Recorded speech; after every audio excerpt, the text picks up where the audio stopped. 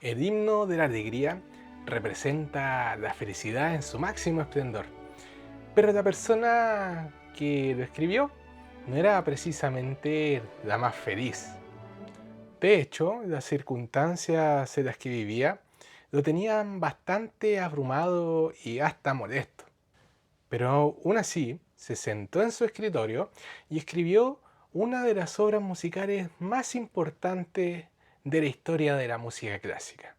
Hablamos de Ludwig van Beethoven. ¿Qué lo inspiró a escribirla? Y además, ¿qué estaba viviendo para el año en que la estrenó? Soy Esteban Alarcón y empezamos otro video de Detrás del Pentagrama, en donde analizaremos otra arista de la historia de la Novena Sinfonía, una arista mucho más personal y emocional sobre su compositor.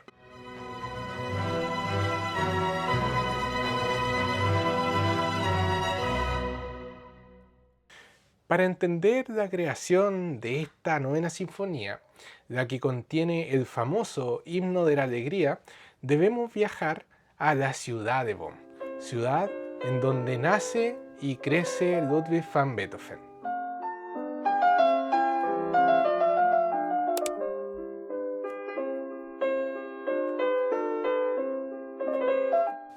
Este era un lugar curioso porque era la ciudad eclesiástica más ilustrada de Alemania y era gobernada también por una autoridad de la Iglesia Católica. En ese momento era el elector Maximiliano Francisco, quien más tarde fue uno de los primeros mecenas de Beethoven.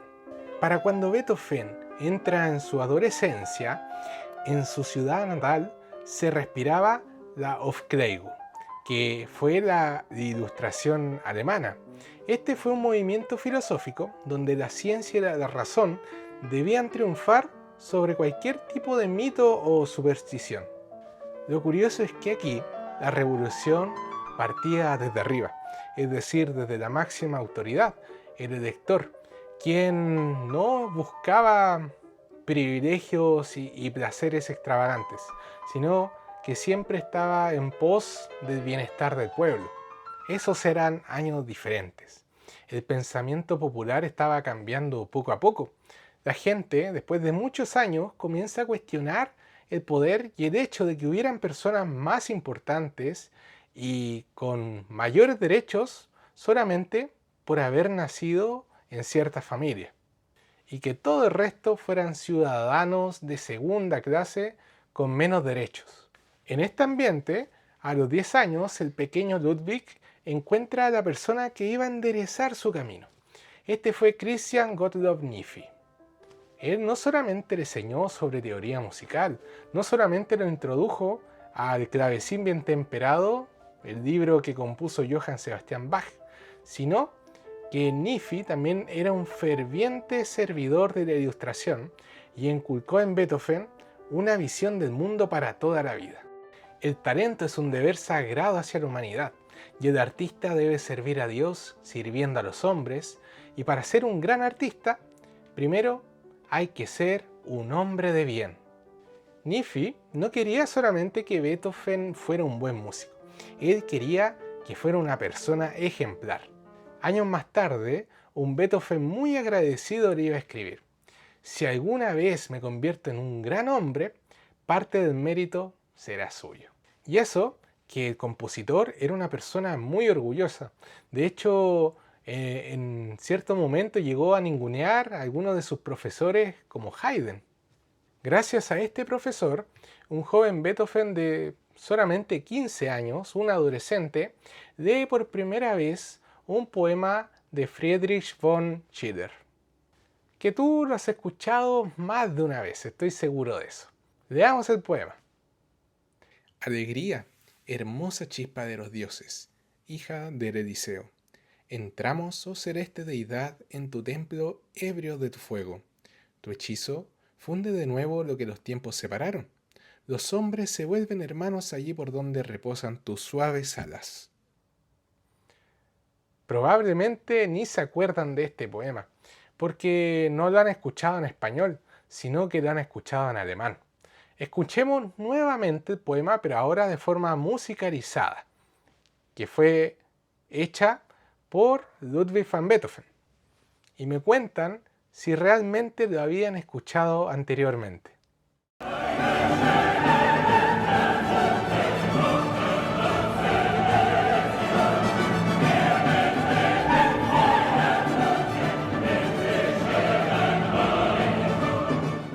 En una sociedad donde unas personas varían más que otras, y solamente por privilegio de haber nacido en cierta familia, este poema y su frase célebre que dice que todos los hombres serán hermanos, caló hondo en su interior. Y este poema era un himno de revolución.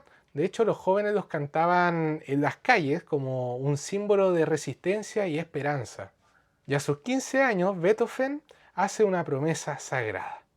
Él dice que en el futuro iba a musicalizar este poema, pero no sabía cuándo. A sus 22 años, por ejemplo, cuando llega a Viena, sus amigos cercanos dicen que el compositor ya está trabajando en la musicalización del himno de la alegría. Pero el tiempo pasó y el mundo cambió drásticamente. Ya pasaron 40 años desde que Beethoven leyó por primera vez el poema de Schiller, Oda a la Alegría. Es 1824, el año del estreno de la novena sinfonía. Beethoven ahora ya tiene unos 53 años y el mundo de su juventud ha desaparecido. Las cosas ahora funcionan de una forma muy distinta a como lo vivía en su adolescencia y en la ciudad de Bonn.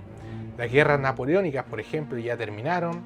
Napoleón fue exiliado a la isla Santa Elena y Europa tenía que volver a ordenarse. Tras el Congreso de Viena de 1815, los soberanos regresaron a sus tronos. Austria, por ejemplo, se convirtió en el segundo estado más poblado de Europa, pero el precio de esa estabilidad era un poco asfixiante. Cuando Beethoven llega a Viena, a sus 22 años, la ciudad era en ese momento la capital del Imperio Sacro Romano Germánico. Pero ese imperio se disolvió y en 1824 Viena se había transformado en la capital del estricto imperio austriaco. El ministro Metternich y el emperador Francisco I eran las autoridades máximas del imperio y deciden que para evitar cualquier tipo de nueva revolución, la historia debía dejar de avanzar, había que estancar todo lo que había avanzado aquella revolución francesa. Así que se fueron por lo simple y directo, borraron la política de la vida de las personas. Viena entró en una era llamada Biedermeier. Fue un periodo soso, conformista y vigilado por la sombra de los espías y la censura. Por ejemplo, los funcionarios de Estado inspeccionaban todo, desde lápidas hasta cajas de tabaco, buscando cualquier tipo de mención de libertad. En los teatros también había censura. Se vigilaba hasta los guiones de la obra de teatro y no se permitía ningún desvío y ningún tipo de improvisación, aunque fuera para, por ejemplo, pedir disculpas de forma personal. A un actor se le ocurrió pedir disculpas al público y fue encadenado con grilletes por un par de días. ¿Qué hicieron los vieneses ante este terror? Simplemente se recluyeron en sus hogares, ya que ahora las calles, los cafés, los teatros no eran lugares seguros para conversar. El único lugar seguro eran sus casas, para poder conversar con sus amigos de cualquier tema sin tener miedo de que hubiera un tercero o un espía escuchándolos. Por eso, irónicamente, el diseño más característico de esta época más o menos represiva fueron los muebles de salón.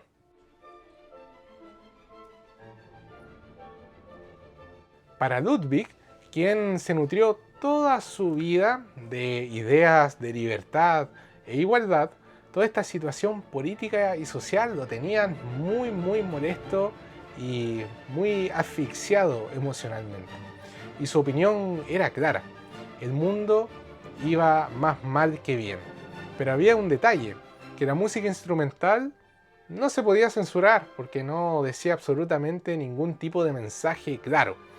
Hasta que a Beethoven se le ocurre la extraordinaria idea de colocar un coro en su nueva sinfonía y con un mensaje mucho más claro. Ahí ya la situación cambia por completo. Pero si la calle se sentía como una jaula, la casa de Beethoven tampoco era un refugio tranquilo. Su vida en 1824 era una especie de paradoja, porque tenía muchos triunfos artísticos, pero a la vez tenía una vida personal muy dolorosa. Por una parte, Beethoven estaba atrapado en su propio cuerpo. Ya su sordera era prácticamente total, lo que lo aislaba por completo de su vida social y del mundo en general, obligándolo a comunicarse solamente por unos cuadernos que se llaman libros de conversación. Su salud general también estaba destruida.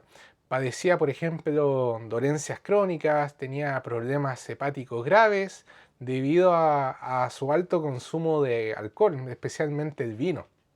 Y sus amigos estaban viendo de forma horrorizada cómo su salud se deterioraba a pasos agigantados y parecía envejecer prematuramente.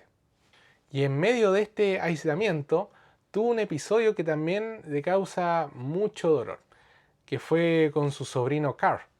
Resumiendo la historia, Beethoven adopta legalmente a su sobrino y lo llegó a considerar su verdadero hijo, así que volcó en él toda su intensidad emocional, pero cometió el error de intentar moldear la vida del joven como si fuera una partitura más.